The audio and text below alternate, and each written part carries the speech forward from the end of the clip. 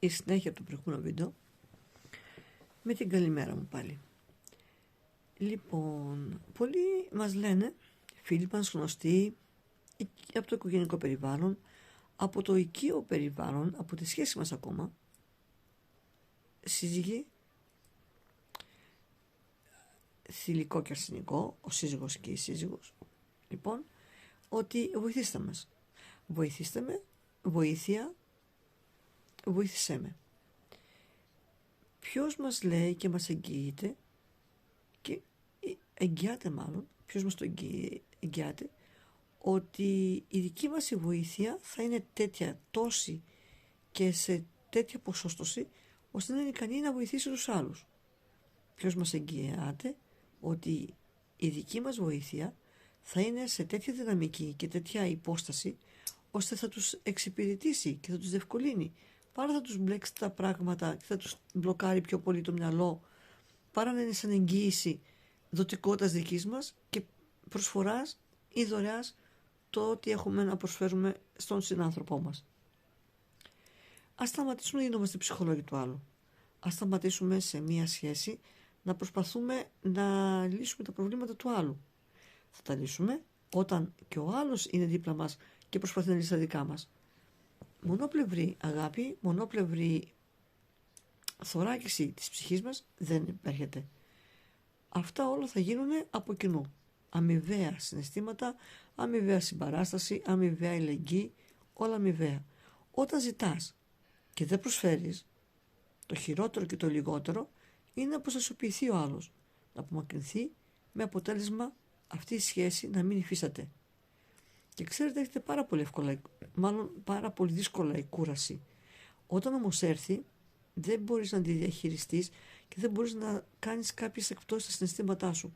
Ούτε φυσικά να κάνεις εκπτώσεις και στον τρόπο χειρισμού καταστάσεων και λήψης των αποφάσεών σου. Η ζωή είναι δική σου, σου ανήκει και πρέπει όπως και δίποτε να δεις το καλό της για σένα και μόνο. Υπάρχουν καταστάσεις, υπάρχουν άνθρωποι, υπάρχουν συνθήκες, υπάρχουν προϋποθέσεις, προβλέψεις, όπου κάποιοι παράγοντες αστάθμητοι, υπολογίσιμοι, προσεγγίσιμοι, βατή περίοδο της ζωής μας ή μη τροτά στοιχεία ή τροτά του χαρακτήρα μας, να είναι σε θέση να μην μπορείς να δεις και να διαλευκάνεις τα εγκλήματα ψυχής που σου προκαλούν οι άλλοι.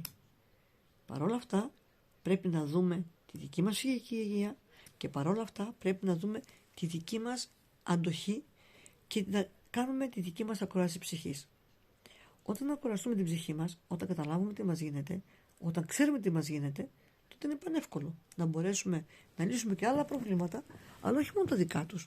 Να λύσουμε τα προβλήματα δικά μας. Τα δικά μας που έρχονται και μαζεύονται, συσσωρεύονται και τελικά γίνεται ένας φαύλος κύκλος μετά. Όπου κανείς δεν είναι σε θέση και να τα επιλύσει, αλλά κανείς δεν είναι σε θέση να διαλευκάνει τα δικά του βιώματα. Τα βιώματα από όπου προκύπτουν σκέψεις, συνθήκες συμπίεσης του εαυτού μας ή από συμπίεσης των ψυχικών μας, όχι διαταραχών, αλλά των ψυχικών μας ταλαντεύσεων. Όταν εμείς λύσουμε τα προβλήματά μας, τότε θα μπορέσουμε να λύσουμε και των υπολείπων.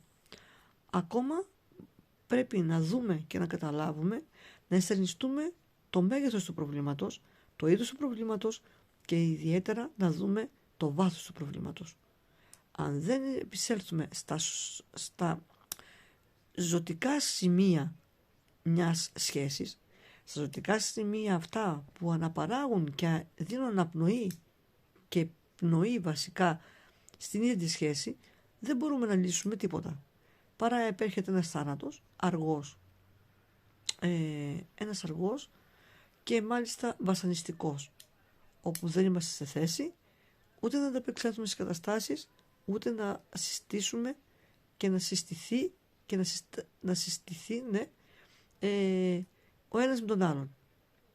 Αλλά δεν μπορεί να γίνει και η σύσταση διαφόρων συνδιαλέξεων του νου, της σκέψης, της ψυχής και της καρδιάς. Καλή σας συνέχεια.